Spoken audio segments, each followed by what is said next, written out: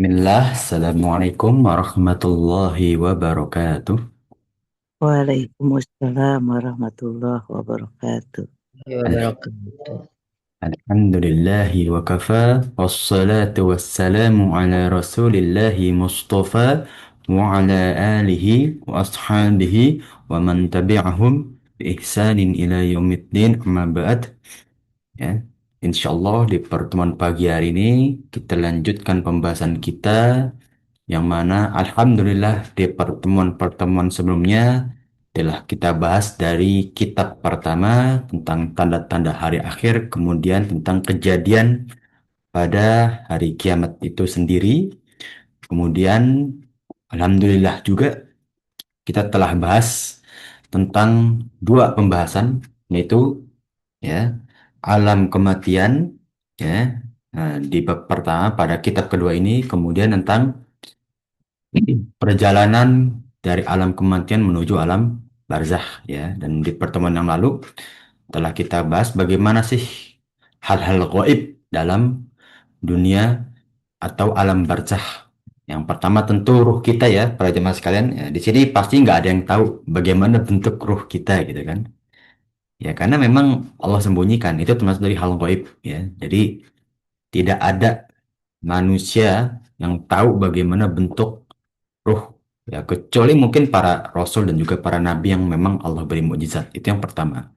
Yang kedua adalah nikmat dan juga azab kubur. Ya, itu hal yang kedua, ya telah dibahas dengan pendapat dari beberapa ulama di pertemuan lalu. Jika ya nikmat dan azab kubur dirasakan oleh jasad, berarti itu bukan rahasia dari Allah lagi, ya. Karena memang Allah Subhanahu wa taala sengaja memberikan nikmat dan juga azab setelah dunia kematian itu berbentuk gaib, ya. Karena perjalanan setelah dari kematian kita itu semuanya gaib, ya para jemaah sekalian. Jadi nggak ada setelah kematian yang bentuknya jasad kita rasakan, itu tidak ada, ya. Jadi setelah kematian bentuknya semuanya udah gaib. Ya. Apabila ya ada pendapat yang mengatakan, oh setelah kita meninggal itu ada tanda-tanda pada jasad. Ya tanda-tanda itu Allah berikan, ya mukjizat juga. Tidak semua manusia diberikan seperti itu, seperti Fir'aun misalkan, yang Allah sengaja awetkan untuk menjadi pelajaran bagi orang-orang durhaka dan juga tidak mengikuti syariat Islam. Itu kan hanya beberapa kasus istimewa gitu ya. Nah, jadi nikmat dan dua alat kubur adalah hal gaib, ya. Yang ketiga kemarin yang kita bahas adalah waktu. Ya, bukan berarti yang wafat duluan sebagai seorang mukmin ya dapat nikmatnya lebih banyak, tidak. Waktu dalam alam barzakh pun ya itu Allah sembunyikan. Bagaimana hakikat dalam alam kubur waktu tersebut, ya. Jadi kita nggak bisa bayangkan dengan akal, ya. Nah, kenapa? Ya seperti dua ayat yang telah kita bahas, ya para jemaah sekalian, ya di pertemuan lalu tentang bagaimana kisah dari Uzair, ya. Nah, mana diagung-agungkan oleh orang-orang Yahudi karena keistimewaannya, yang mana ya Allah alam mana berpendapat Uzair itu nabi, ya, karena memiliki dua keistimewaan. Uzair itu satu-satunya nabi yang bahkan Nabi Musa pun tidak bisa menghafal Taurat, ya keseluruhan keseluruhan. Nah, yang kedua, Uzair itu Allah berikan keistimewaan ketika ia tertidur. Allah tidurkan selama 100 tahun. Nah, ketika ia bangun ditanya oleh Allah, ya, "Ah, berapa lama kamu tertidur?" Ya, kam labista, kata Allah.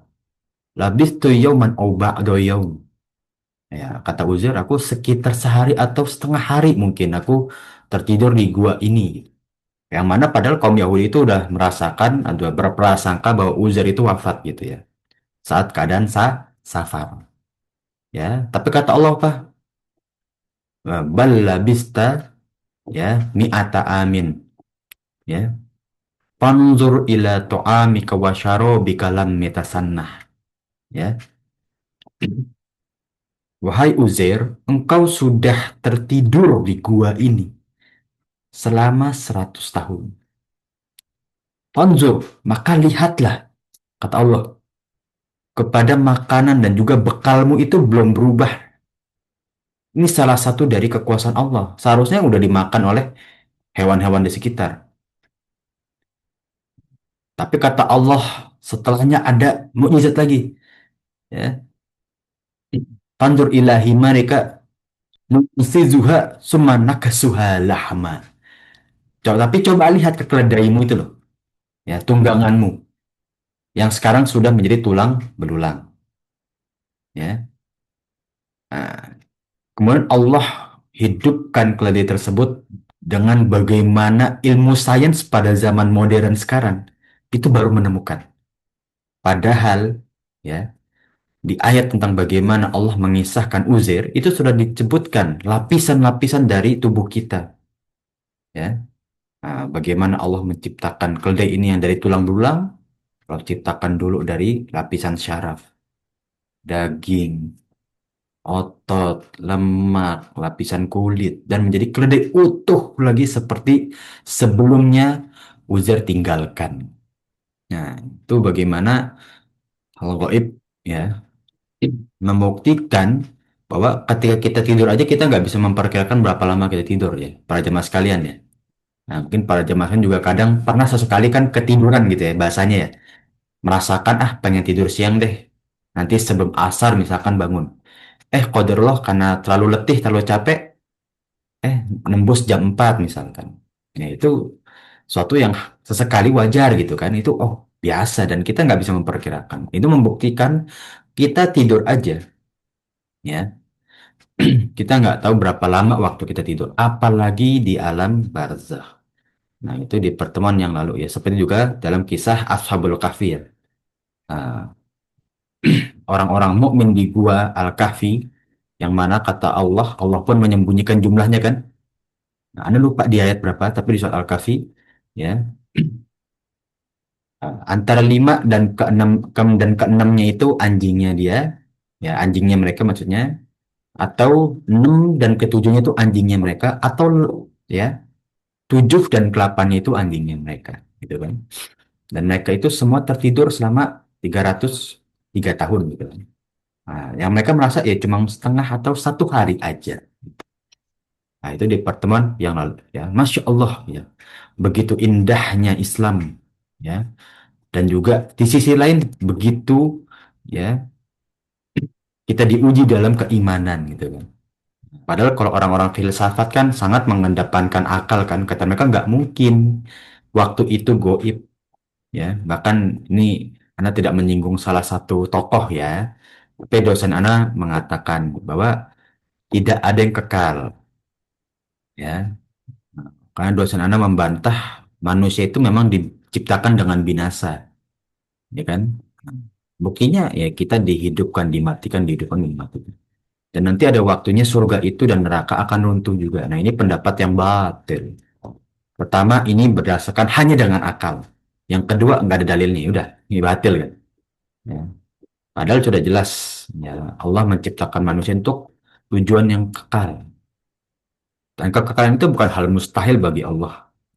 Karena Allah menciptakan seluruh alam yang kata bahkan tidak bisa nalar dengan akal. Apalagi menciptakan yang lebih besar dalam bentuk kenikmatan maupun azab yang kekal. Tentu bukan hal yang mustahil di sisi Allah Subhanahu wa Ta'ala. Insya Allah di pertemuan pagi hari ini kita lanjutkan pembahasan kita masuk ke siksa kubur dahulu. Ya. Betapa banyak ya kalau kita sudah sering kajian gitu kan para khotib, para asatidzah kita memperingati dengan siksa kubur. Namun sejatinya siksa kubur itu hakikatnya seperti apa sih? Ada nggak dalil khusus pada siksa kubur terhadap golongan-golongan manusia di dunia? Atau misalkan apakah siksa kubur itu seperti azab di neraka? Ya, yang masuk ke neraka pasti sebelumnya disiksa kubur dulu. Atau nggak tentu, bisa aja dia bisa langsung masuk surga, tapi dapat siksa kubur juga. Atau mungkin sebagian-sebagian gitu ya. Sekali-sekali disiksa, sesekali di kenikmatan dalam kubur. Nah, itu kan masih belum banyak yang bahas kalau dari adat pribadi melihat. Kita masuk dulu ke golongan pertama, ya. Seorang muslim yang sejatinya masih ada kesempatan masuk surga langsung ya. Nah, tapi kok bisa dapat siksa kubur? Oke, ya. Kita akan masuk ke pembahasan ini dimulai dari kita singgung orang kafir. Tentu kalau orang kafir sudah dipastikan dapat siksa kubur, ya, secara mutlak, ya. Apakah bisa mendapat nikmat juga orang kafir? Seharusnya tidak. Karena tidak ada dalil bagaimana orang kafir mendapat nikmat setelah alam kematian. Tidak ada satu sekali, sama sekali. Ya, dari mulai perjalanannya seperti dalam hadis Barok bin Azib tentang perjalanan ruh, ya, ketika kita wafat, ya, ada dua golongan kan. Ya. Namun kita kembali sekarang ke pembahasan orang muslim. Orang muslim itu kan, mohon maaf, muslim dan mukmin kadang berbeda ya, para jamaah sekalian ya. Mungkin para jamaah sekalian juga setuju ya. Muslim dan mukmin berbeda, ya. Orang muslim tapi tidak memaksimalkan keimanannya sehingga ibadahnya nggak maksimal. Ya, tapi dia yakin Allah itu Tuhannya.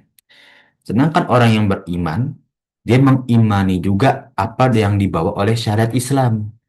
Dan ingat para jamaah sekalian, iman definisinya apa? Antuk minubillahi, ya, bi uh, qaulu bil lisan, ya, beriman kepada Allah dengan ucapan mulut kita, ya, wa tasdiqu bil qalbi, dan imani dengan hati kita, wal amalu bil jawari, dan mengerjakan dengan anggota tubuh kita. Nah, itu orang yang beriman hakikatnya. Jadi, ya, yang beriman itu nggak cuma hatinya, oh, anak alhamdulillah sudah belajar akidah, anak mempercayai sifat-sifat Allah, nama-nama Allah dalam Al-Quran, anak udah belajar nama-nama Allah di ayat kursi yang begitu indah dan banyak. Bukan itu saja, tapi coba diamalkan. Sehingga orang yang beriman secara hakiki mengamalkan apa yang telah dia pelajari atau apa yang telah dia yakini. Ya. Nah, seperti dalam hadis ya, al-imanus, ya, bid'u sittuna au sab'una syu'batan, ya. Iman itu 60 sampai 70 jenis. A'laha qaulul la ilaha illallah. Paling tinggi itu apa? Ucapan la ilaha illallah. Nah, itu dengan lisan, ya. Nah, wa adnaha lima total adza anit thoriq. Yang paling rendah itu menyingkirkan gangguan dari jalan. Itu bentuk keimanan dan itu bentuk kerjaan fisik kan. Bersihkan jalan, ada duri. Kalau zaman dulu masih main tukang paku ya, paku yang dilempar sama tukang bengkel gitu kan. Ya, wal haya minal iman, dan malu itu sebagian dari iman. Ya, malu itu kan amalan hati ya. Nah, itu bentuk dari keimanannya. Tapi kalau seorang muslim, ya mungkin masih banyak dia mengimani Allah, tapi kemaksiatan juga masih kuat. Nah, maka ada beberapa hadis yang menyinggung bagaimana seorang muslim, ya, yang bermaksiat disiksa di alam barzakh, ya. Nah, di hadis pertama, ya, Rasulullah SAW menyampaikan dalam hadis Bukhari dan Muslim, ya, berarti hadis yang kuat, ya, muttafaqun alaih, innahuma la yu'adzibani ma yu'adzibani fi kabirin.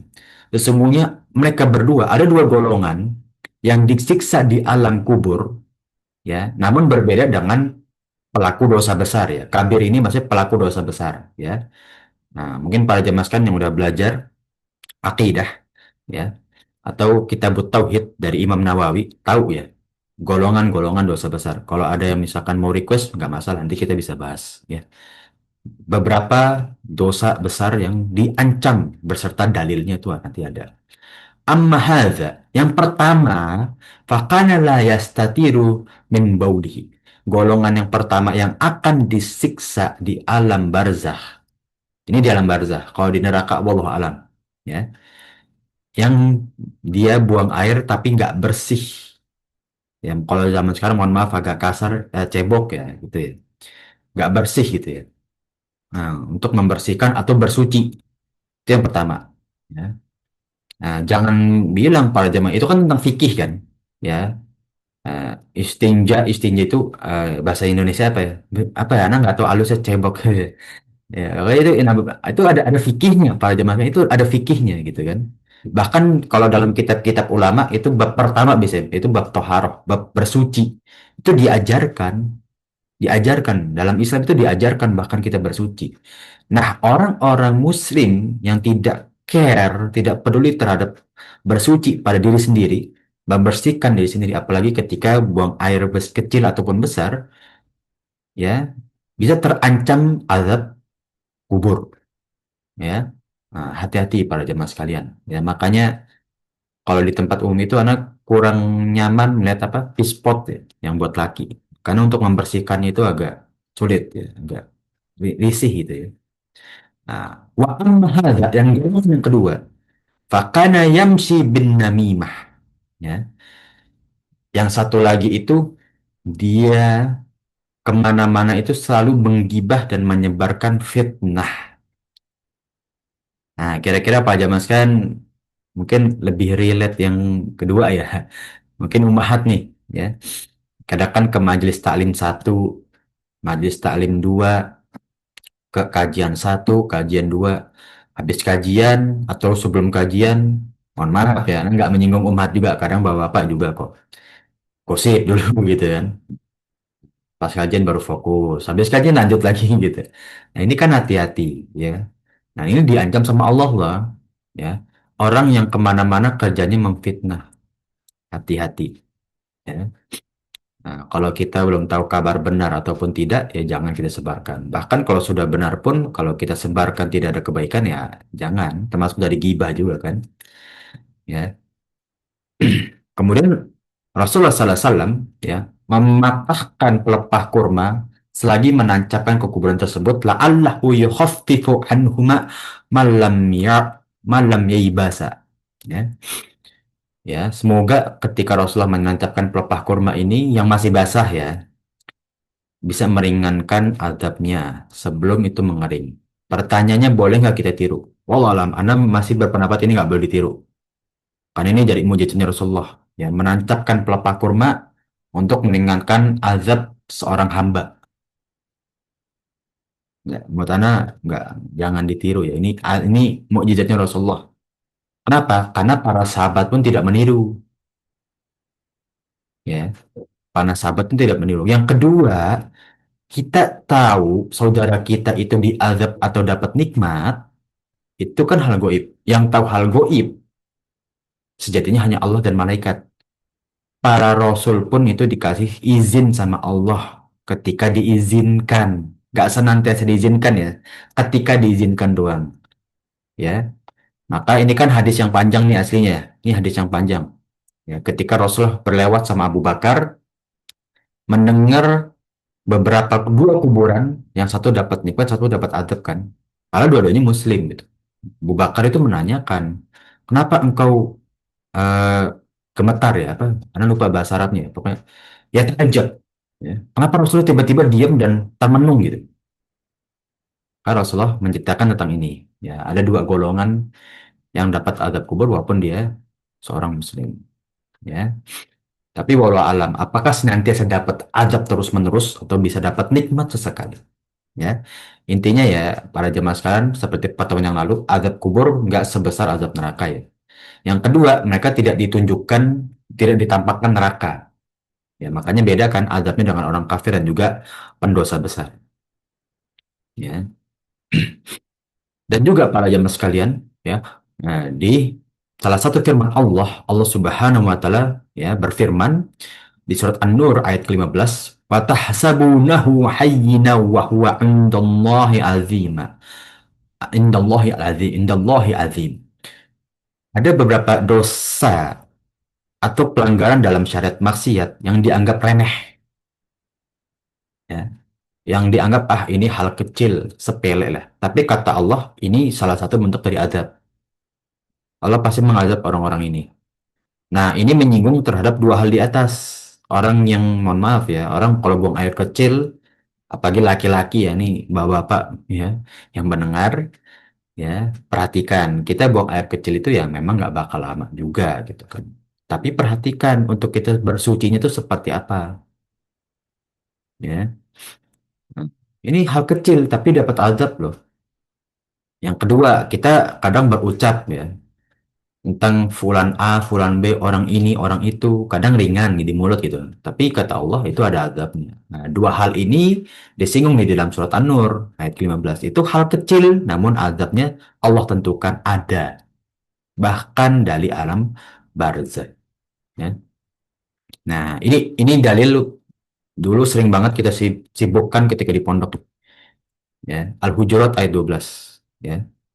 Nah, sering banget diperingatkan. Apa isinya? Coba kita bahas bersama ya, para jemaah sekalian. Ya ayyuhalladzina amanu jtanibu kathiram minadh-dhun. Inna ba'dadh-dhunni itsam. Wahai orang-orang beriman, jauhkan kalian dari persangka buruk. Ya. Inna ba'dadh-dhunni itsmun. Karena setelah kita hanya bersangka, ini belum melakukan apa-apa ya. Kita belum mau ngomong, belum fitnah, belum menggibah. Karena setelah kita berprasangka buruk, itu pun ada dosanya. Coba kita agak tarik ulur ya ke dosa yang lainnya. Banyak nggak dosa yang di awalnya itu dari penyakit hati? Nah, banyak ya, insya Allah kan para jemaah sekalian. Ya, awalnya nggak senang. Ketemu orang yang sama-sama nggak senang dengan fulan A misalkan. Oh, mulai mulutnya gitu kan. Nah, lama-lama ikut yang lain gitu. Nah, mulai bikin kelompok sendiri ya untuk menggibah si fulan A ini. Bahkan ada beberapa asatidzah kita digibah seperti itu. Itu kan suatu hal yang tidak layak. Padahal asatidzah kita walaupun mereka punya salah, ya tapi kan kontribusi dakwah mereka juga besar gitu ya. Jangan lihat yang kurangnya aja gitu ya. Semua manusia punya kekurangan Pak Jim. Walaupun asatidzah kita, ya ustadz-ustadz besar kita ya. Ketika ustadz besar kita ada berita ya nah, tentang misalkan apapun ya yang kita anggap kurang baik, ya sudahlah gitu. Ya, kita bantu doakan aja. Toh ustadz-ustadz kita niatnya baik untuk berdakwah, toh gitu kan. Bukan untuk misalkan mengambil hak umat atau misalkan untuk menyebarkan uh, berita yang tidak benar kepada para jamaah. Ya. Nah, ini karena apa? Prasangka hati, kebanyakan suuzon gitu ya. Nah, zon di sini maksudnya suuzon nih. Kalau kita sering dengar ya. Ya. Jauhilah kalian dari sering-sering berprasangka buruk terhadap apalagi yang belum kenal gitu. Karena setelah kita berprasangka buruk, pasti ujung-ujungnya dosa. Ini kata Allah ya, bukan kata aneh ya, Pak Jamal. Ini kata Allah. Wala tajassasu wala yaqtab ba'dukum ba'du. Jangan kalian itu mencari-cari kesalahan orang. Ya, jasus ya, itu kerjaannya mencari-cari kesalahan orang. Ya, nah, biasanya ini disinggung nih. Ya, ya, ini ada jasus nih, ada jasus. Oh, ini orang sukanya nyari-nyari kesalahan nih. Hati-hati orang kayak gini. Nah, itu udah jadi tabiat di beberapa pondok. Itu bisa dijauhi gitu ya. Karena memang perilaku yang memang kurang nyaman juga di masyarakat ya. Kerjaannya nyari kesan orang, ceritanya nyari kesan orang gitu kan. Nah, ini disinggung ya, oleh Allah ya di surat Al-Hujurat ayat ke-12 ya. Ini Fadl Mas kan mau di screenshot pun nggak masalah. Ini dalil bagus menurut Anda. Ya, karena ini mungkin di beberapa agama tidak diajarkan gitu ya. Tapi di Islam indahnya seperti itu. Kehidupan kita itu benar-benar menjadi pedoman dalam Al-Quran gitu. Wala yaktab ba'dukum ba'du. Dan jangan kalian menggibah, menggunjing saudara-saudara kalian sesatu sama lain. Ya.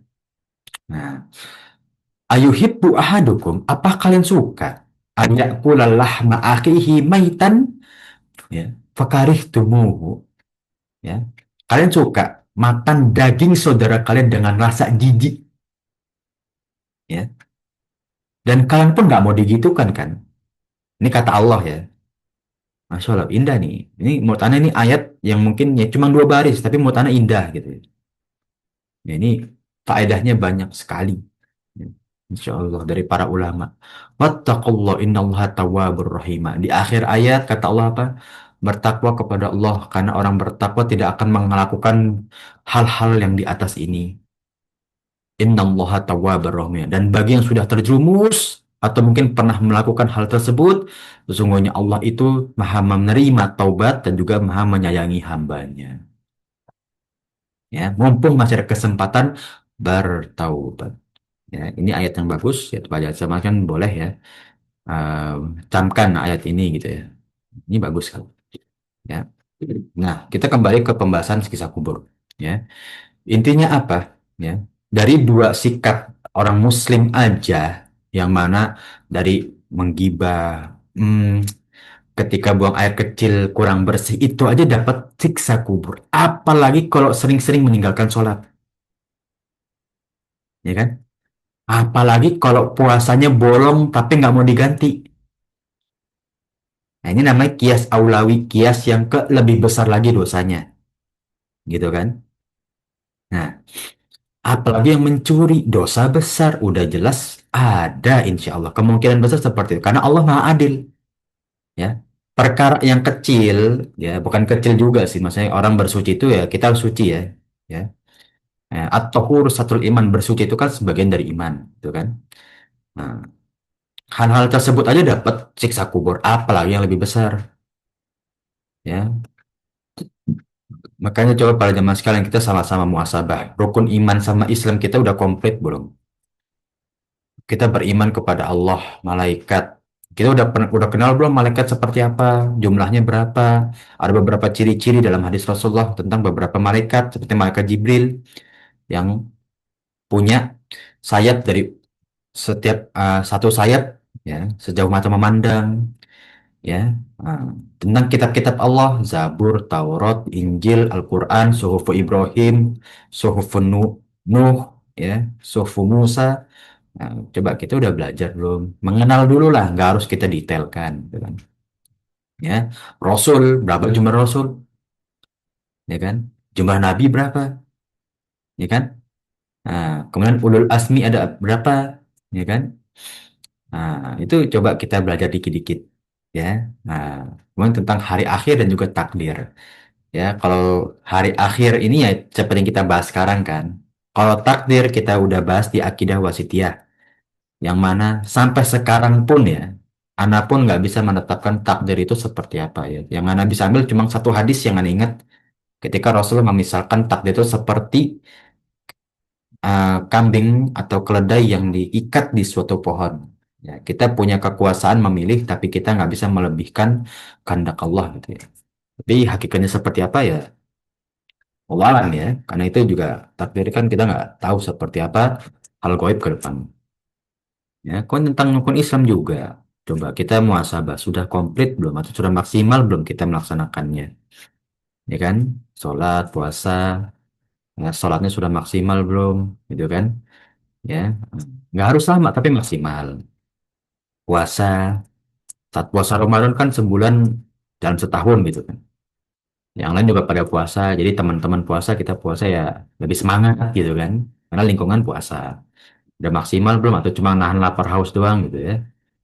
Nah, kita udah pernah bahas ya pada zaman tentang bagaimana puasa gitu. Tapi di kajian yang lain kayaknya di YouTube Anda belum mana share ya. Tentang bagaimana puasa yang benar itu seperti apa sih dari Rasulullah, sifat-sifat puasanya, ya, zakat. Nah, ini zakat banyak yang nggak ngerti ilmunya gitu kan. Nah, haji, ya. Nah, haji ini banyak yang maksakan justru. Jadi cuma haji itu rukun Islam yang kelima. Tapi banyak manusia itu kaum muslim itu memaksakan, ya. Maka kata Rasulullah, ini ilahi sabil. As-sabil itu perjalanan, kemampuan, dan kemampuan itu ada dua, harta dan juga kesehatan. Itu minimal dalam kitab Bidayatul Mujtahid, ya, Ibnu Qudamah menjelaskan bahwa minimal dua. Saat kita bersafar itu ada kesehatan, ya, kita bisa menjamin kesehatan atau orang yang membantu kesehatan kita. Yang kedua itu uang. Ya, makanya beberapa asatidzah kita kan berpendapat kalau misalkan masih ngutang saat haji, berarti dia sebenarnya belum wajib. Karena dia masih ngutang. Baik untuk biaya hajinya ya. Kalau kita kan ada kayak haji plus, haji apa furoda misalkan yang kemarin bermasalah itu ya. Nah, nah, baik tentang biaya haji maupun ketika di sana. Ya, jangan taunya dapat haji, misalkan haji reguler, tapi kita nggak punya biaya untuk uh, kehidupan di sana saat kita ya di Saudinya gitu ya. Itu dalam haji dan itu yang mana kita maksimalkan agar apa? Ya, kita terhindar dari siksa lah para jemaah sekalian. Karena kita masih berpeluang untuk disiksa kubur, kan nggak mau kan? Ya. Nah, dan ingat para jemaah sekalian, dari sholat aja, bainar rojuli wa bainal kufri tarkus sholah. Yang membedakan orang muslim dan kafir itu ketika meninggalkan sholat. Ya, makanya biasain anak-anak sholat gitu kan. Muru auladakum bis sholah, ya, nah, dalam umur 7 tahun. Lebih kecil lagi boleh. Wadribuhum fi asri sinina. Ya. Dan pukul mereka dalam umur 10 tahun kalau nggak mau sholat. Ya pukulnya jangan sampai ya ini ya. Pukulan goir mubareh, pukulan yang mendidik. Ya. Itu pembahasan yang pertama ya, Pak Jemaah sekalian itu. Jadi seorang muslim kesimpulannya masih bisa dapat sisa kubur kalau memang dia ada kebiasaan meninggalkan atau bermaksiat, meninggalkan amal soleh atau bermaksiat. Meninggalkan kewajiban ada pasti. Ya. Yang kedua, sebab orang Muslim mengalami sisa kubur. Ya. Ini lebih tepatnya ada beberapa golongan lah, golongan orang-orang Muslim yang masuk ke siksa kubur. Ya, nah, kalau dosa-dosa besar ya kemungkinan juga dapat. Tapi yang ada dalilnya apa? Yang pertama pasti meninggalkan sholat. Karena sholat tidak ada toleransi untuk meninggalkan. Betul nggak Pak Jamaah sekalian? Ya, coba yang pernah belajar fikih sholat. Mau alasan apapun pasti kita harus sholat kan? Ya, tapi saudara anak pingsan setahun gitu. Ya, itu kan kondisi yang tidak reguler, ya, yang jarang. Tapi kalau masih normal, ketiduran zuhur, ya, sampai asar pun bangun kerjakan, ya kan? Tapi sakit, lumpuh gitu. Sholat dengan mendalam hati. Jadi nggak ada alasan seorang muslim meninggalkan sholat dalam kondisi apapun. Puasa masih diberi keringanan. Zakat bagi yang mampu doang. Haji apalagi. Tapi kalau sholat tidak boleh. Puasa masih bisa diganti dengan fidyah kan. Tapi kalau sholat nggak ada sholat diganti dengan fidyah. Kecuali orang wafat pun disolatin para jemaah sekalian. Lihat tuh, yang udah nggak punya nyawa, tinggal jasad, ya, itu pun disolatin. Sebegitu sakralnya sholat dalam syariat Islam. Nggak boleh digantikan dengan apapun, ya. Nah, makanya di sini penulis berpendapat bahwa yang pasti orang yang sering meninggalkan sholat akan dapat azab. Ya, walaupun dia pernah sholat dan bisa masuk surga juga ada peluang, tapi kemungkinan besar itu adalah salah satu penyebab di siksa kubur. Yang kedua, ghibah dan fitnah. Seperti dalil tadi yang telah kita bahas, ya, tentang bagaimana dua golongan dan ini sudah jelas, ya. Di beberapa dalil yang lain, ya, dari riwayat Imam Ahmad dan juga At-Tabrani, ya, bahwa Rasulullah SAW bersabda, Inna hadza kana ya'kulu luhumun nas. Ketika Rasulullah melewati suatu kuburan, Rasulullah berkata kepada para sahabat, sesungguhnya ini fulan atau hamba Allah yang dapat siksa ini salah satunya sering menggibah manusia atau memakan, ya, daging-daging manusia, ya. Kemudian dalam hadis Ibnu Hibban dan juga Abu Hurairah radhiyallahu anhu, wa kana al-akharu yu'dhin nasa bilisanihi wa yamsi bainahum bil ghibah, ya.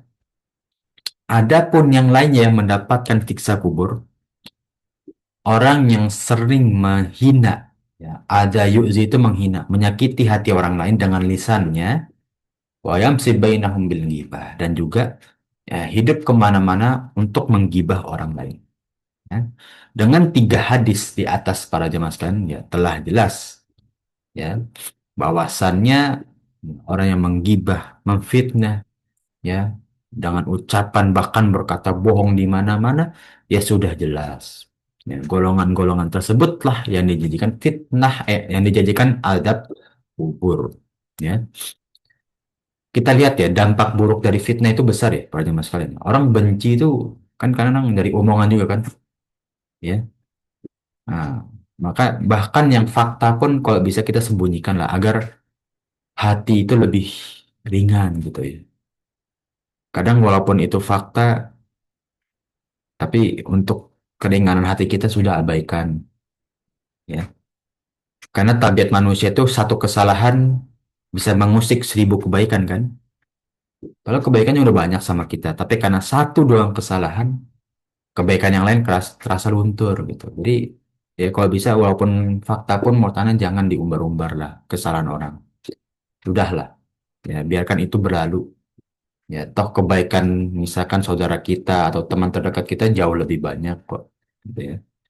Dan yang kedua, siapa tahu akhir hidup dia lebih indah daripada akhir hidup kita yang kita merasa sekarang dia lebih hina gitu ya misalkan. Nauzubillah min zalik gitu kan. Nauzubillah min zalik. Ya, tapi itu membuktikan ya, membuktikan bahwa ya kita sebagai seorang muslim ya jagalah lisan kita ya karena kita belum tentu lebih baik daripada yang kita bicarakan atau kita gibahkan juga ya. Kemudian golongan yang ketiga ya. Nah ini ya Allah Subhanahu wa taala juga memperingatkan ya. Wahal yakibbun nasa ala wujihim, bukankah seorang hamba yang dilemparkan wajahnya finnar ke dalam neraka illa hasaidu alsinatim, melainkan karena ucapannya tidak bisa dijaga. Ya, artinya apa? Jadi dalil juga bahwasannya golongan paling banyak di neraka itu adalah golongan yang tidak bisa menjaga lisannya. Ya. Nah, ini yang kedua. Golongan yang ketiga apa? Ya, tidak bersuci dari air seninya atau dari kotorannya. Ya, dan ini yang paling sering disinggung oleh para ulama yang dianggap dosa kecil atau perihal kecil. Ya. Mengapa dosa ini dianggap sebagai dosa besar hingga menyebabkan sisa kubur? Padahal ini suatu hal yang remeh bagi manusia atau bahkan manusia itu nggak care gitu ya. Buang air, ya, cebok seadanya. Mohon maaf ya ini, Anda nggak tahu bahasa halusnya cebok itu apa tuh? Ya, membersihkan seadanya, bersuci seadanya, tapi nggak sadar kalau dia masih ada hadas ya. Maaf, apa, masih ada najis. Maka seperti ayat tadi surat An-Nur ayat 15 ya. Afan, ini beda ya, beda dengan yang tadi ya. Nah, watahsabunahu hayyinau wa huwa indallahi azim. Yang kita anggap itu ringan, padahal di sisi Allah itu besar, besar adabnya. Ya. Nah, dari hal kecil aja ya kita harus diajarkan dalam Islam. Jauhi najis, ya. Jauhi suatu hal yang najis. Ya, dalam kitab hampir seluruh kitab ulama, Al-Um, Majma' Shafir, Malakhos Fikih, itu semua diawali dari kitab Toharoh, bersuci. Kenapa? Karena bersuci itu kehidupan sehari-hari kita. Coba lihat para jemaah sekalian. Islam datang untuk membersihkan diri dulu, baik hati maupun jasad. Ya, diajarkan cara bersuci, istinja dan istijmar. Ya, bahkan membersihkan hewan kurban pun diajarkan dan lain sebagainya. Itu membuktikan bahwa Islam itu agama yang bersih. Kalau nggak bersih, berarti tidak mencerminkan ajaran Islam gitu ya, Pak Jamaah sekalian ya. Islam itu indah dan suci. Kalau nggak indah dilihatnya dan nggak suci ketika pelaksanakan ibadahnya, oh berarti dia tidak mengamalkan syariat Islam. Nah gitu ya, Pak Jamaah sekalian ya. Nah, nah ini disinggung ya di akhir paragraf pada halaman ini. Apakah ada dosa yang lebih besar daripada meninggalkan sholat? Ya, ada nggak kira-kira banyak mas kalian? Ya syirik mungkin ya. Tapi itu kan bentuk kemaksiatan. Tapi kalau meninggalkan kewajiban sholat, ya. Nah, karena sholat itu awalu ma yuhasabu bihin nas as-sholah. Iza sholahat, kata Rasulullah, yang pertama dihisab itu kan sholat. Iza sholahat, kata Allah, kata Rasulullah, kalau sholatnya baik, sholaha sa'iru amali. Maka baik juga seluruh amalannya. Wa iza fasadat fasadat. kulla sa'iri amali. Maka rusak juga seluruh amal solehnya kalau sholatnya nggak bisa dijaga. Ya, dan ini ya mungkin ya kita, oh masa sih Sat? Kan banyak orang sholatnya tapi puasanya rajin misalkan. Ya ini kan kata Rasulullah bukan kata ana. Ana hanya menyampaikan apa yang Rasulullah sampaikan kepada para sahabat dan juga kepada kita umatnya Rasulullah. Dan mungkin bisa jadi kita nggak tahu kan di depan mata kita puasanya rajin. Tapi ya walau alam ya. Nanti di belakang ternyata hanya menahan lapar dan haus aja gitu kan. Atau zakat, zakatnya rajin Ustaz, sedekahnya Masya Allah. Tapi walau alam untuk keikhlasannya. Ya, intinya dari sholatnya itu bisa kelihatan. Ya. Nah, makanya tidak, menurut Anda nggak salah ya Pak Jamal. Kita bisa menjudge akhlak Islamnya seseorang dari kualitas sholatnya. Ya, ya mungkin aja gitu kan. Nah, bisa aja ya. Karena dia aja melaksanakan apa yang Allah perintahkan karena kewajiban. Karena takut kepada Allah gitu kan. Nah, dan insya Allah dia juga, walaupun belum belajar agama, dia juga akan menjaga terhadap sesama manusia. Ya, yang sehari-hari ia jaga. Jadi kepada Allah dia jaga, kepada manusia dijaga ya. Hablum minanas wa hablum minallah gitu ya.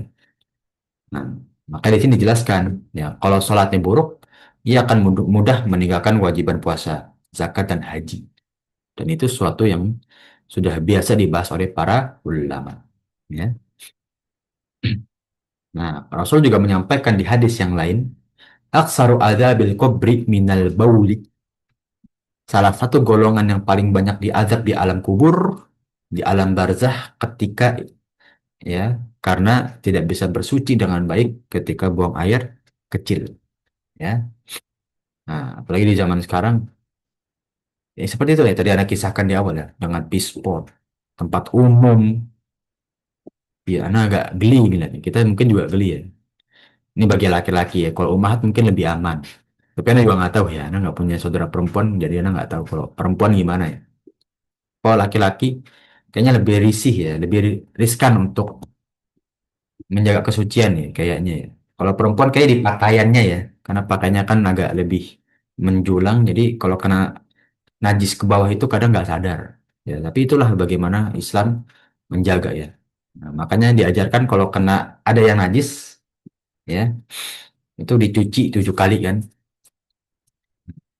Afan itu untuk yang kena liur anjing ya. Tapi dicuci 3 kali kalau najis. eh Kena najis cuci 3 kali dengan air dan digosok. Ya. Nah, dan kalau Imam Ahmad sampai baunya hilang kalau bisa. Kemudian itu golongan yang ketiga. Golongan yang keempat, ya, tidak suci ketika sholat dan juga tidak menolong orang zalim. Lah, tidak menolong orang zalim kena, iya.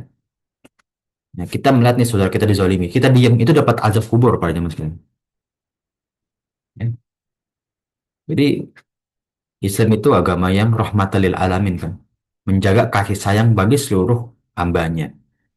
Ya, nah, katanya kita tidak peduli terhadap saudara-saudara kita yang terzalimi, kita mampu untuk membantu, kita diam dapat azab kubur.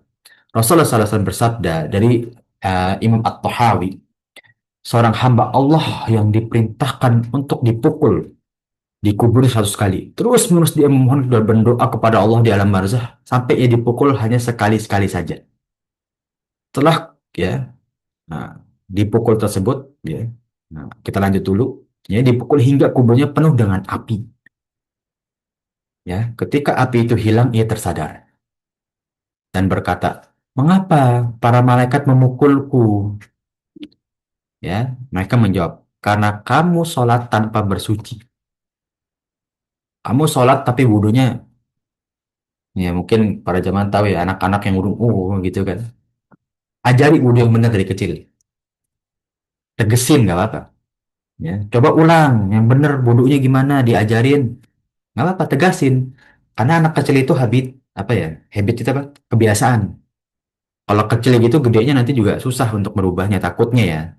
Jadi kalau bisa dari kecil diajarin wudhu yang benar gitu. Dan melewati orang zolim tapi tidak menolongnya. Lihat, diazab loh orang begini. Ya. Ya, makanya kita nyari lingkungan yang positif sebetulnya menurut Ana ya sekarang itu udah kebutuhan primer ya. Nyari lingkungan positif sudah kebutuhan yang wajib bagi kita, harus gitu. Agar kezaliman itu gak banyak ya. Dan misalkan ada teman-teman kita atau saudara kita yang terzolimi dan kita mampu untuk membantu, kita wajib membantu. Kalau enggak, ya itu nanti jangan sampai kita kena azab. Waizubillah semua waizubillah. Golongan yang kelima, nah ini yang paling banyak dikiaskan, mencuri harta ghanimah. Hadisnya banyak dari perang Khaybar, fulan wafat, ya. Nah, maka kata Rasulullah SAW melihat fulan ini, ya, aku tidak melihat, tidak, ya, ketika fulan wafat, Rasul bersabda, ya, Stefan mati dengan syahid. Kata Rasul tidak. Aku melihatnya memakai pakaian yang dia curi.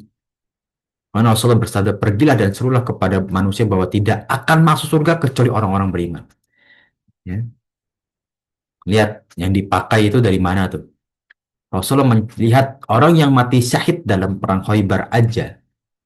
Rasulullah tunda predikat syahidnya dia. Kenapa? Karena dia memakai keseharian pakaian dengan barang yang dicuri. Ya, mengerikan Pak Jemaah. Ya. Mengambil hak orang lain, ya, itu bisa menggugurkan amal soleh. Ingat, mengambil hak orang lain dalam bentuk jasa maupun fisik, ya, maupun harta bisa menggugurkan amal soleh yang lain. Hati-hati. Bahkan mati syahid pun predikatnya ditunda ketika orang itu mati dalam keadaan mencuri pakaian orang lain. Ya. Di hadis yang kedua, Abu Rafi berkata, Rasul lewat kuburan Baki dan berkata, celaka bagimu, celaka bagimu. Kata Ar-Rafi, apa yang membuatmu mencelaku, wahai Rasulullah? Ya, ada apa denganmu gitu? Ya, Rasul menjawab, bukan engkau. Ya, apa engkau melakukan? uh, dia menjawab, apakah aku melakukan kesalahan? Beliau bertanya, apa sebabnya? Ya, engkau tadi mencelaku, kata Ar-Rafi. Beliau menjawab, tidak. Namun aku mencela kuburan fulan. Aku mengutusnya untuk mengambil zakat dari keluarga fulan, namun ia menggelapkan zakat itu dengan membeli pakaian wol, sehingga ia diberi pakaian yang sama dari api neraka karena menggelapkan zakat. Ini para jamaah sekalian jangan ini ya, kita ya politik dikit-dikit jangan ya. Ngeri nih takutnya ya. Jadi penggelapan harta orang lain akan digantikan dengan gelapnya api neraka nanti di alam barzakh orang tersebut. Ya. Tidak ada celah orang yang mengambil hak orang lain sebelum diazab. Ingat para jemaah sekalian. Bahkan di neraka kata Rasul apa dalam hadisnya? Skit otun, ya, bagian sedikit dari daging yang diambil dari harta orang lain, tempatnya pasti di neraka. Lihat para jemaah sekalian. Ya. Makanya kehati-hatian dalam mengambil barang itu penting ya. Bahkan kalau kita melihat barang ini di tempat umum ya, misalkan di majelis taklim gitu, ya, kita nggak lihat ada barang, tapi kita nggak tahu nih boleh diambil atau enggak, izin dulu kepada pemilik rumah atau tuan rumah. Atau Pak, saya izin ambil ini ya. Walaupun udah jelas misalkan buat jamaah gitu. Nggak apa-apa, itu mengatih kita untuk mengambil ya sesuatu dengan izin. Walaupun ya memang sudah diperbolehkan misalkan. Ya, dan itu adab-adab kecil yang bagus ya. Beberapa kitab Tazkiyatun Nufus tuh diajarin kayak gitu tuh bagus. Ya, jadi adab-adab yang kecil walaupun ya udah pasti boleh misalkan. Tapi kita izin kembali untuk menunjukkan akhlak ya kita, itu suatu hal yang bagus dan membiasakan juga kan. Nah, inilah bagaimana beberapa kisah ya itu ada ya kisah yang kedua lah tentang bagaimana Rasulullah menghalangi ya seorang hamba dan menunjukkan bahwa ia mendapat azab kubur karena apa? ya karena dia mengambil hak orang lain atau mengelakkan zakat tadi ya. Kemudian di hadis yang ketiga Abu Hurairah dari sahabat Abu Hurairah radhiyallahu anhu, ia berkata ketika telah membebaskan Khaybar, ya telah menang perang Khaybar, ada beberapa ghanimah dari emas dan perak. Tetapi kami mendapatkan ghanimah sapi, domba, perhiasan dan kebun. Lalu para sahabat pergi bersama Rasulullah ke Wadil Qura. Ya, beserta beliau ada hamba saya yang dihadiahkan kepada beliau ya oleh seseorang dari Bani Dibbah. Ya. Nah, jadi ada yang diberikan eh, seorang budak itu ya dari Bani Dibbah. Ketika ia meletakkan peralatan safar Rasulullah, tiba-tiba datang panah dan tidak dikenal hingga melukainya. Ya. Kemudian orang-orang berkata, selamat, ia mendapatkan mati syahid. Kata Rasulullah, ya, kepada hamba saya yang mati tersebut, walladzi nafsi biyadihi. Ya, yang mana jiwaku di tangan Allah. Inna syamalata allati asobaha yawma khaybar minal maghanim. Ya, mantel ghanimah yang ia ambil pada pertempuran Khaybar lam tusibhal maqasimi latasta'illa alaihi nar. Yang dia ambil saat perang Khaybar itu belum dibagikan. Jadi yang dipakai oleh hamba saya tadi ya dari Bani Dibbah kemudian ia wafat ketika dipanah saat memakai mantel tersebut itu belum dibagikan pada saat perang Khaybar. Jadi dia ngambil sebelum pembagian ghanimah ya. Ghanimah itu harta rampasan perang ya akan menjadi api neraka yang membakarnya nanti ya. Nah, ini sudah jelas ya. Seperti kisah yang pertama mirip mengambil satu hak walaupun ia di predikat mati syahid ya. Nah, ketika hadis di atas para ulama salaf itu berkata, jika pakaian yang dicuri tersebut akan menjadi api neraka, ya, padahal bisa jadi orang tersebut mendapat hak memilikinya, namun ia mengambil sebelum dibagikan, apalagi dengan orang yang mencuri harta manusia dengan zolim, permusuhan dan secara paksa. Bisa jadi mantel tadi itu memang Rasulullah bisa bagikan, tapi kalau dia sabar, menunggu dibagikan gitu kan. Apalagi kepada hamba Allah yang mengambil hak orang lain secara paksa, permusuhan, ataupun dengan menipu, penggelapan tadi ya, seperti hadis yang kedua. Gimana itu?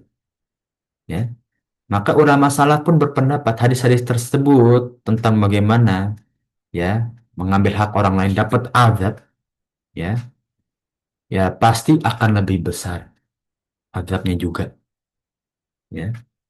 Ya karena dosanya berlipat-lipat ya, udah ngambil hak orang lain nipu lagi, maksa lagi, zolim lagi. Itu kalau dalam fikih hudud bahkan ada hukumannya tersendiri itu ya.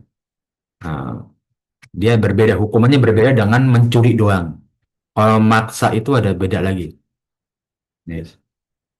Kotot torik ya, kotot torik itu apa bahasa Indonesia begal. Itu hukumnya beda sebetulnya ya. Cuma ya Indonesia kan nggak menerapkan hukum Islam.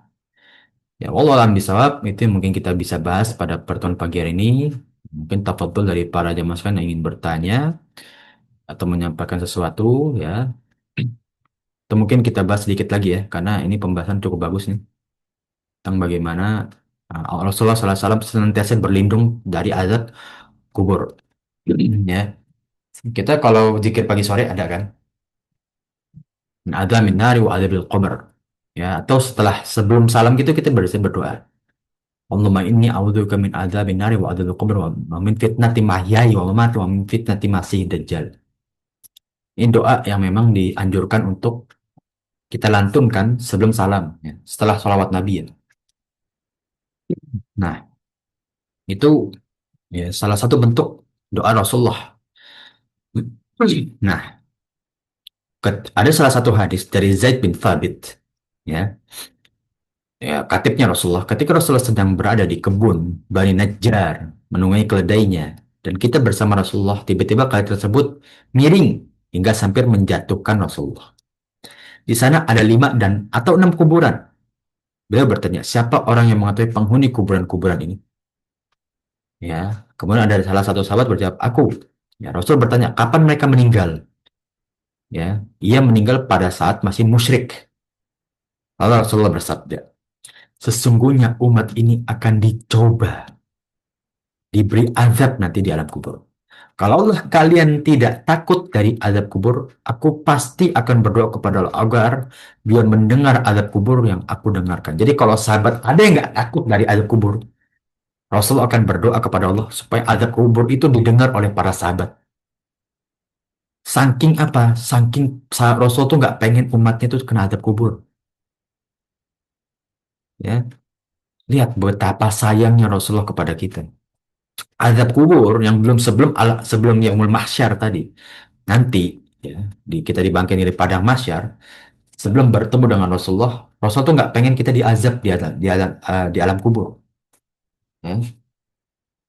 Kemudian beliau menghadap wajahnya kepada para sahabat dan bersabda, berlindunglah kalian dari siksa neraka. Ya. Maka para sahabat berkata, kami berlindung kepada Allah dari siksa neraka. Lalu Rasulullah kembali bersabda, berlindunglah kalian dari siksa kubur. Maka para sahabat juga berkata kembali, kami berlindung kepada Allah dari siksa kubur. Rasulullah bersabda kembali, berlindunglah kalian dari fitnah yang tampak dan tersembunyi. Lalu para sahabat berkata, aku berlindung dari fitnah yang tampak maupun yang tersembunyi. Lalu Rasulullah terakhir berwasiat dari hadis ini, berlindunglah kalian terhadap fitnah Dajjal. Maka para sahabat berlindung dari fitnah Dajjal. Maka itu kan tadi doanya pendek para jemaah sekalian. Allahumma inni a'udzubika min adzabin nari. Ya Allah, aku minum kepadamu dari siksa neraka wa azabil kubur dan azab kubur. Wa min fitnahi mahya'i wa mamat dan fitnah yang nampak maupun tidak nampak. Wa min fitnah di masihi dajjal dan fitnah terhadap dajjal yang buta. Ya. Ini doa boleh sering dilantunkan para jemaah sekalian. Karena doa ini bermanfaat bahkan pertama kali ketika kita wafat. Ya, karena kita berlindung dari fitnah atau azab kubur. Ya. Dan Rasulullah SAW bersabda, berdoa dalam surat Al-Mu'min ini, a'udzubika min adzabil kubri wa a'udzubika min fitnahil masihid dajjal. Nah, ini doa yang lain boleh ya. Ya Allah, aku minum kepadamu dari azab kubur dan berlindung kepadamu dari fitnah dajjal. Wa a'udzubika min fitnati mahya'i wa mamat. Dan aku berlindung juga, wahai Allah, dari fitnah yang nampak maupun yang tidak nampak. Allahumma inni a'udzubika minal ma'thami wal maghrim. Ya Allah, aku berlindung dari segala dosa yang ada di dunia dan hutang piutang. Ini Pak Jamas kan kalau mau screenshot boleh doanya, bagus. Ajarkan kepada anak-anak juga. Sesungguhnya Rasul juga berdoa pada di akhir surat Al-Mu'min ini, a'udzubika minal kufri wal faqri wa adzabil kubur. Ya Allah, aku berlindung kepadamu dari kekufuran, kefakiran, dan juga siksa kubur. Ya. Rabbi a'udzubika min adzabi finnari wa adzabi fil qabr. Ya Allah, aku berlindung kepadamu ya dari azab neraka dan azab di kubur. Ya, dan ini doa-doa yang sering dilantungkan Rasulullah SAW bahkan sehari minimal 2 kali, yaitu pada zikir pagi dan juga petang. Apalagi kalau ditambah setiap sebelum salam, ya, sholat fardu aja udah 5, 7 kali. Sholat sunnah, ya, tambahkan, ya, qobliyah, ba'diyah, ya, bisa sampai 8 kali. Tambah witir lagi 9 kali. Tambah duha 10 kali. Lumayan. Ya.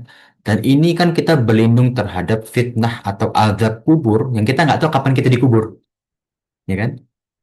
Nah, sebelum kita dikuburkan, diwafatkan oleh Allah Subhanahu wa taala, kita doa ini agar ketika kita menempuh alam kematian menuju alam barzah dengan keadaan yang terbaik dan diselamatkan oleh Allah Subhanahu wa taala. Amin ya robbal alamin. Ya. Nah, itu dia ya para jamaah sekalian yang mana ya yang kita bisa bahas pada pertemuan pagi ini ya. Tadi sedikit tambahan ya dan alhamdulillah waktu masih oke ya, masih cukup. Dan insya Allah kita lanjutkan pembahasan kita ya nanti di hari Kamis ya. Di pekan ini, di pertemuan selanjutnya. Bismillah ta'ala, dengan izin Allah. di pembahasan tingkat kenikmatan di alam kubur. Nah, tadi kita udah bahas tiga pembahasan tentang azab kubur ya, dari kaum muslim, ya, kemudian golongan-golongan muslim yang dapat azab kubur, ya, dan bagaimana ya Rasulullah itu menyontohkan kita untuk berlindung dari azab kubur. Ya, nanti kita akan bahas di hari Kamis, insya Allah, ya, tentang bagaimana tingkat-tingkat atau golongan-golongan kaum muslimin dan mukminin yang merasakan nikmat kubur. Ya, Allah alam bisawab. Telepon dari Pak Jamal ingin bertanya atau menyampaikan sesuatu. Nah, ini ada dua pertanyaan ya. Ada ya dua ya dari chat Zoom. Assalamualaikum Ustaz, waktu saya kerja, saya pernah memakai alat-alat kantor untuk keperluan pribadi. Apakah ini dianggap mencuri? Gimana cara agar tidak diazab kubur? Eh, Gini Om, ada dua kondisi. Kalau misalkan perusahaan itu udah biasa ya, perusahaan itu misalkan melihat ini alat-alat kantor, tapi kalau misalkan karyawannya itu bisa make buat nulis surat pribadi dan ya misalkan atasan tahu gitu, dan membiarkan secara uruf. Ya, itu dalam fikih masih diperbolehkan. Paling kita bertobat aja, semoga diampuni Allah. Tapi kalau misalkan itu nggak lumrah di kantor tersebut ya Om ya, nggak lumrah, kemudian kita diem-diem pakai alat kantor, ya, yang ini padahal ada biayanya gitu ya, Eh, apa hitungan dari pendataannya kita pakai. Coba sekarang nggak apa-apa, Om, kita izin sampaikan kepada pemilik kantor atau atasan tersebut. Walaupun udah lama ya. Assalamualaikum, maaf mengganggu. Dulu Ana pernah pakai alat kantor untuk kebutuhan ini. Mohon diridoi. Kalau misalkan tidak ridho, Ana boleh ganti dengan berapa ya kisaran biayanya gitu. Nggak apa-apa, nggak apa-apa. Walaupun udah lama ya. Nah, jadi ya tergantung kebiasaan kantor. Tapi anak pribadi ngambil aman, coba chat atau temui orang tersebut dan minta keridoan. Itu jauh lebih aman. Ya. Oh, alam. So, insya Allah terjawab Om ya. Nah, bagi Umu Novi yang bertanya ya, itu dari pertanyaan yang pertama. Dan itu dulu Anda pas ngajar juga gitu, ya.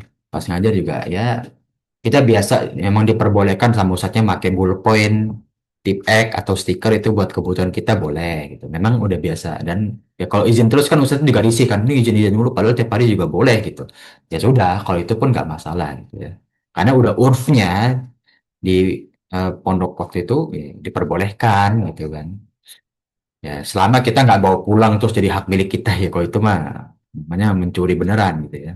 Nggak meminjam sesekali. Allah lah misal. Ya. Nah, sudah pensiun dan sudah rolling semua ya. Minta keriduan aja lah. Ya, kabarin aja atasannya dulu seperti apa, atau kabarin. Semoga diridhoi ya. Mohon maaf bila eh, tidak diridhoi gitu. Apa jangan ya, jangan tidak diridhoi, insya Allah diridhoi gitu. Allah alam bisawab. Ustaz tanya kalau kerja di pemerintah sebagai ASN gimana? Ya kan ada kepala, bisa ada kepalanya kan. Kalau KUA tuh ada kepala KUA. Kalau di PA tuh ada kepala hakimnya. Minta izin juga nggak apa-apa. Ya, atau kepala administrasi di suatu cabang boleh kan.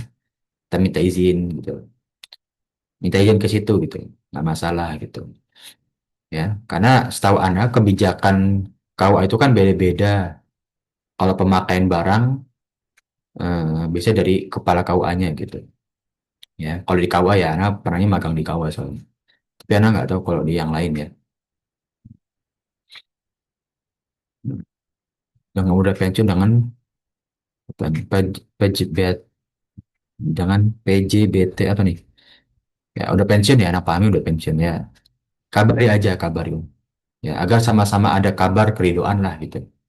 Ya, minimal kabari lah, kabari aja gitu. Walaupun ya sekarang udah nggak punya wewenang, mau ganti juga gimana, tapi kabari sudah. Ya minta minta keridoannya lah gitu. Ya,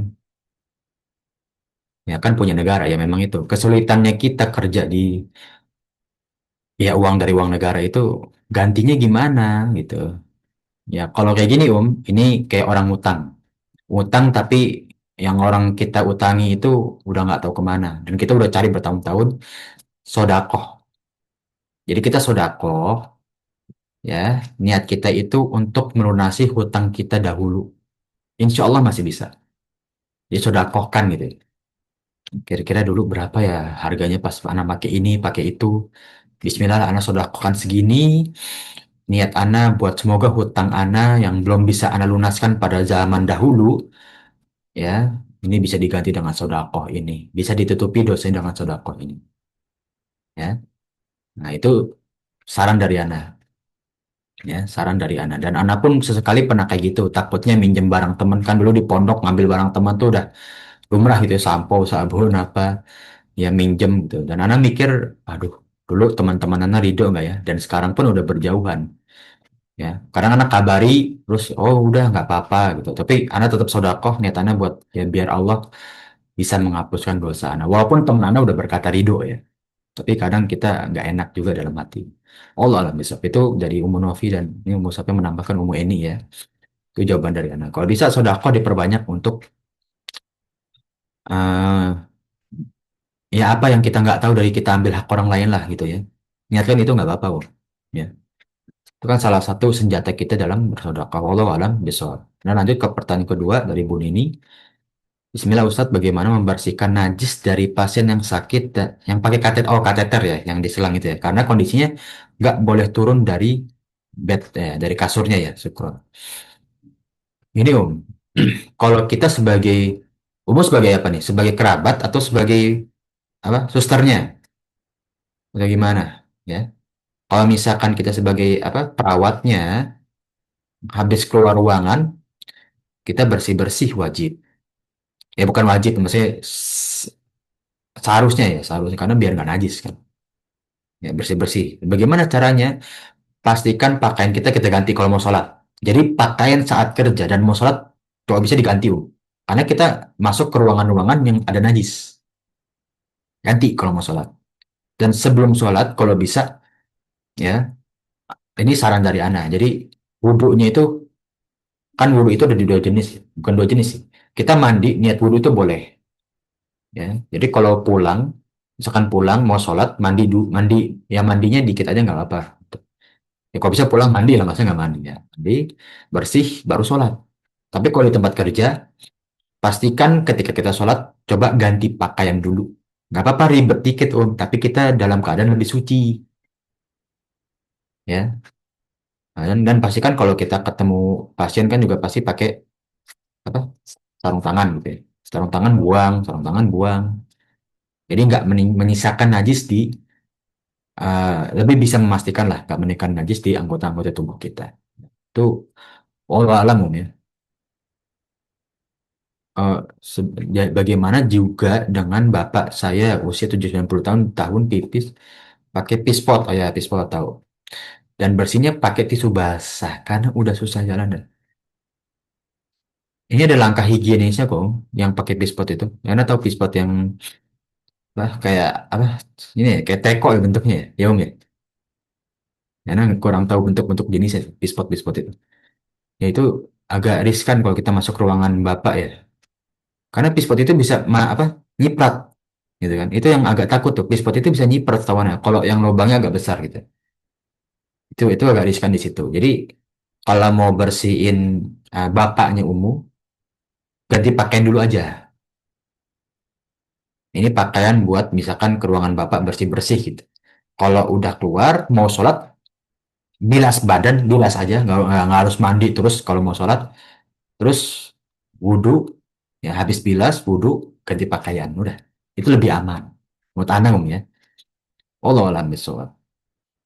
Insya Allah terjawab, Om ya. Dan itu sebetulnya kan Anda nggak bisa, jawaban Anda ini hanya saran ya. Tapi kan Umu yang lebih mengerti kondisi Umu ya. Ketika menghadapi abinya Umu sendiri. Ya. Allah alam bisawab. Ya, jazakumullah khairan ya. Para jemaah sekalian. Ada yang bertanya. Mungkin tafadhol. Nah, terakhir dari para jemaah sekalian yang ingin bertanya atau menyampaikan sesuatu. Ya. Atau insya Allah sudah cukup ya dari para jemaah sekalian ya.